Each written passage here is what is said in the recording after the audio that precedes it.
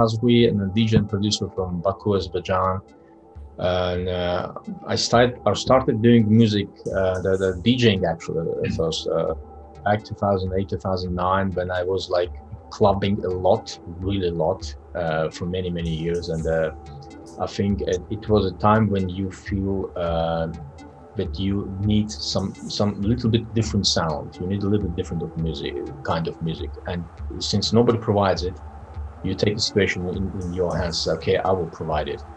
And I had really strong and a confident support from the local veterans of the scene, the DJs who've been DJing for many years, and they've been so supportive and helpful for me. So they just pushed me right away to doing the music, to DJ. For recent 5 years, me and my friend, we had a club called Sintetik.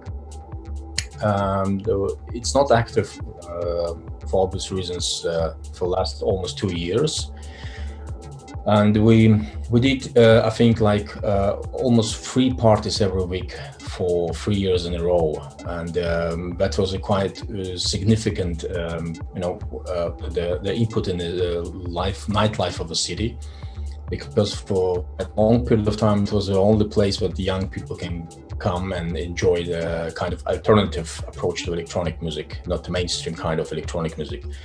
And we worked with a few international organizations also to bring some festivals like Unsound here in Baku, and a few other events with big names from all around Europe here in Baku. So I will not count them all. It's quite like popular names. You can just easily hear these names, like I think every weekend in Berlin. So that was the first stage when we were trying kind of to bring this culture here. But for recent years, we also tried to not only to bring, to import, but also kind of to export, to create this culture here, not just to copy it. So we're more concentrated on producing music nowadays, to more concentrated on promoting local artists. Since we don't have like professional promoter here in the city, we actually working for us. We have a couple of people, but they have their own communities. We try to help each other. So we have now kind of artist collective called Sintetik, and we do a lot of things from the sound installation till some video installations to help to push this the music scene forward, and making like remixes to each other and make some new albums, making some music. And this turned to be kind of small community nowadays, not just a club, but push some local content forward, not just bring something from abroad.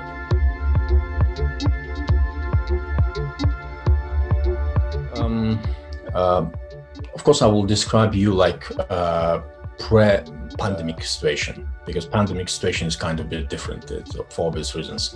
So it used to be a very strange change, because like something like 20-50 years ago, it was quite booming and developing in terms of alternative electronic and underground electronic music scene. Then I think something happened, like the wave of this posh and glamorous clubs came to the city, and since it was like pre-Facebook and pre-social media era, not so many like photo, video, and media content just left. So the link between generations kind of is broken. So like 5 or 8 years later, it started to rise again. And when it started to rise again, I think it was something like 2014, 2015, like few small cafes in 2014. Then in 2015, we had a In Club, which is still active sometimes in Baku. when we started the Sintetik in 2016. So it was like slowly growing, and now we have like few promo groups, and I don't know if they will turn back into constantly, permanently working venue again. But anyway, at least for now, we have like few generations who are actually involved in the electronic music scene. At the same time, we have like Georgia, like the country which is close to us, and they have like quite huge stage now.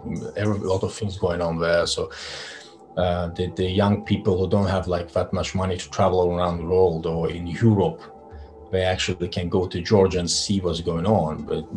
But I have to say, what it's just for the small part of the crowd. At the same time, we have a lot of things going on in Ukraine, in Russia, so it's also a very important source of influence, and you also can easily travel there without any visa restrictions.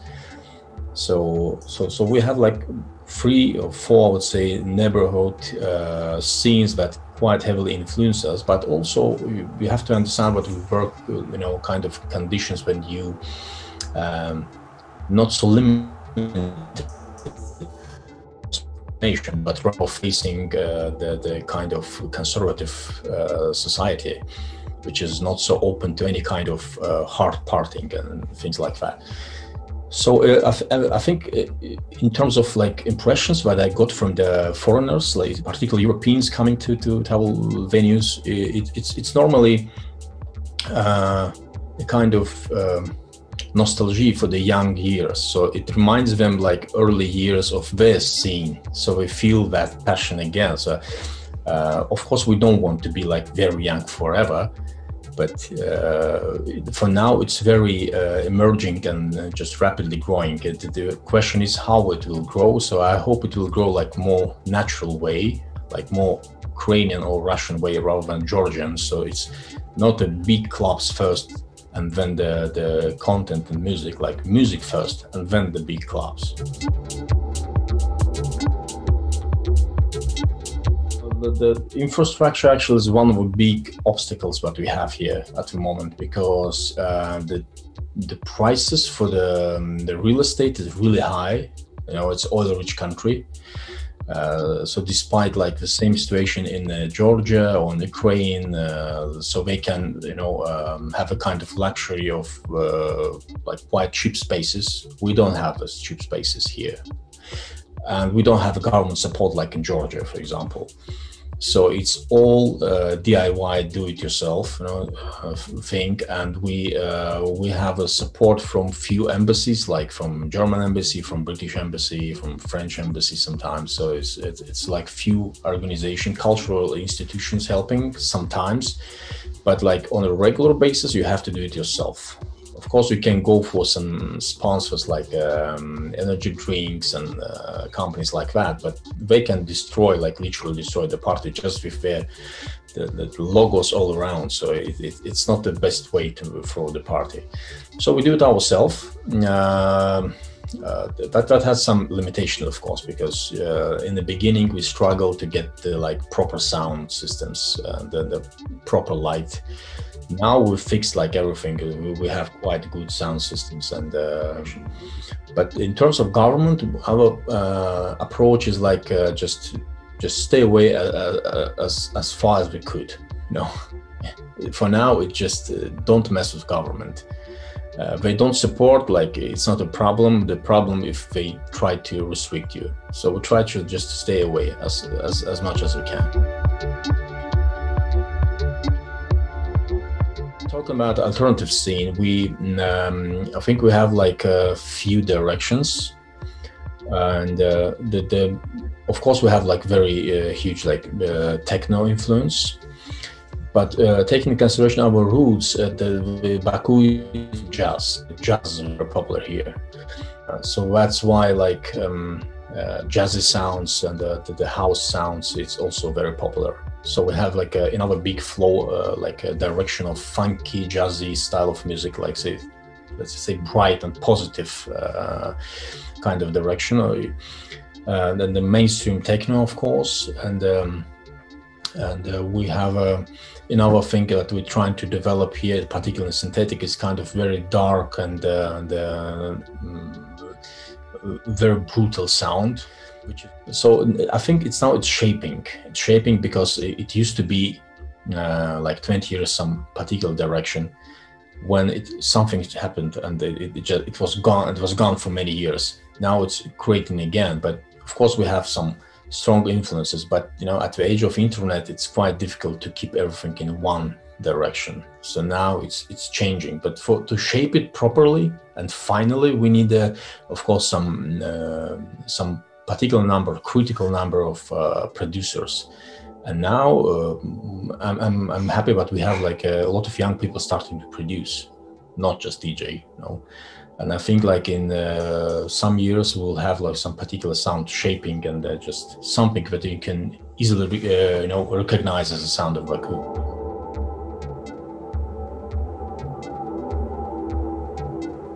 Situation was bad, of course, for everybody, not for only musicians, and we didn't have that kind of financial support that like in US or in Europe, in Germany particularly. No, we didn't have that.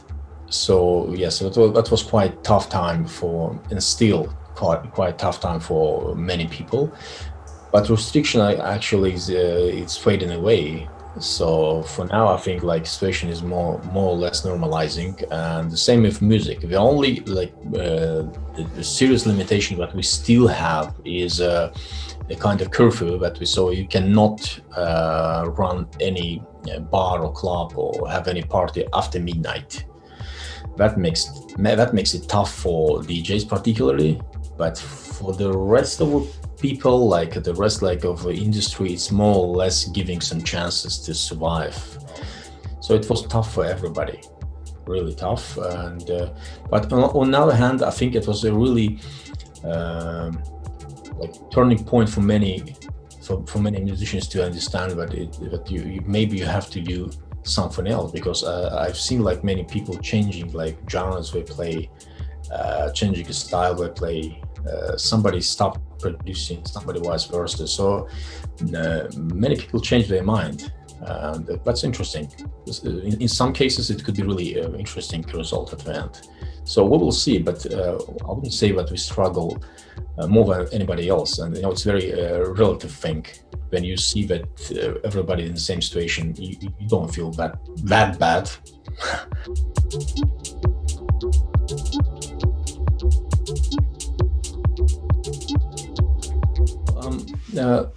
What's interesting about that, I think that the future is bright, not for Baku, but mainly for the countryside, for not for capital cities, for other cities in the country, because we had like few people who actually left the Baku scene and they went for their like home cities, like cities in the countryside, and they started something there, like cafes or art spaces, or perhaps clubs in the future.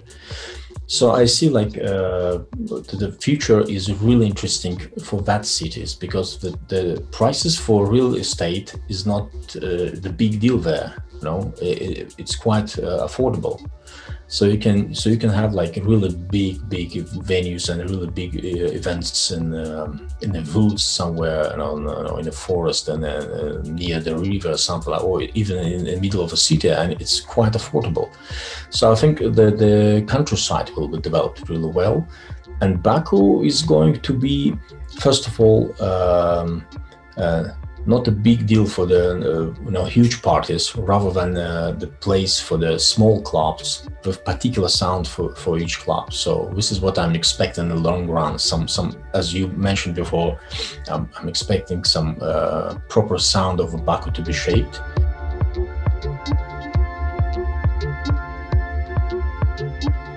This is quite, I wouldn't say it's good, but it's quite normal process for anything that is developing, not only the music. Maybe you can see the same, I think, in the cinema or sports perhaps.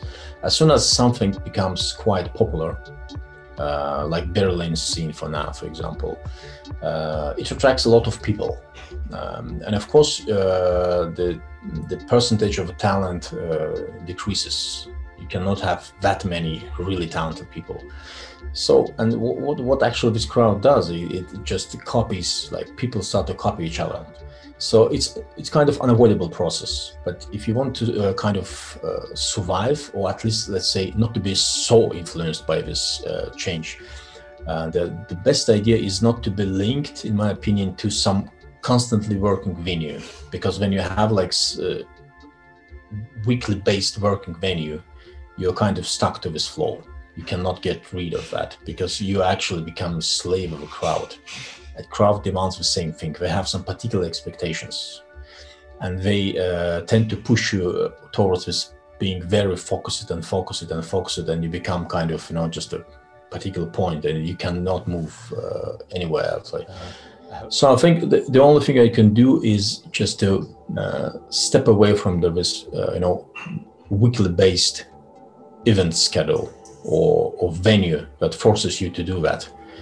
That's why, for example, we think to keep on working in the style of Ukrainian schema. It's quite a big event, so they don't have a venue. But what they do kind of mini festivals every 2 months. So that helps you to stay refreshed, to prepare some new music, to survive financially, because you can sell more tickets and you have like really huge crowd, and you can have like different show every time, some different story every time. You don't have to stack some particular style. So it's more similar to like regular normal band playing music. They don't give a concert like every week. They prepare some album or two, and when they go for a tour.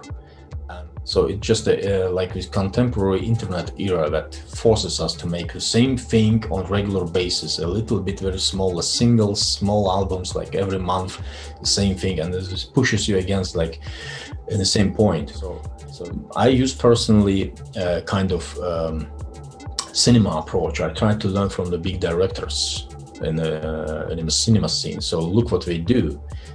They can do like 10 or 20 or even like 50 movies throughout their career, and they never keep on repeating the same thing.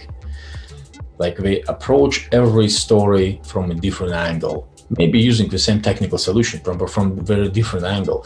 So that helps to survive too. So if you keep on learning from other, say, art directions or art forms. No, I think this the problem that we were talking about, like this problem of this generalization and this push towards the same direction, it's actually it's harder here, because when you're not in the center of a scene, but on the side, it's expected that you will follow. You will not create anything else. You have to follow. So that's a kind of tough, because if you say that the DJ living in Berlin, and you can basically do whatever you want, at the end of the day, you can just travel abroad and say I'm from Berlin and sell your crazy style to people, but you cannot do it here. In the farthest point from these centers like in Berlin, London, and generally the Frankfurt and etc. The far away from there, the more it is expected that you have to copy that, because that's professional. You have to do the same, So it's tougher here to not to copy that, just to stay on your own way. But on the other hand, I have to say that I spoke to many people actually, like from Russia, from Ukraine, from Berlin as well, like like Baku, like DJ Pete, and many others like who came here. Many others who are not German but actually living in Berlin as well. So all our guests, and I have to say it's actually more or less the same everywhere. Because initially every time we met them, we started to speak about our problems, like to some problems about some promoters trying to shut the parties down, some dirty competition, etc. Whatever we said, I always heard like, okay, it's the same here, back in my city. So it's more or less the same thing, just a matter of scale. But it's more or less the same thing. Yes, we don't have that kind of infrastructure, so you are not financially slave of these rules. But still, if you want to be, kind of promoting and yourself somewhere, you still have to be fitting something, And I understand that it's kind of the same problem everywhere, in my opinion. I don't think it's something particular to our country. But we have probably advantage of, not be financially dependent on that. But on the other hand, this is a disadvantage because you cannot make your living just playing music.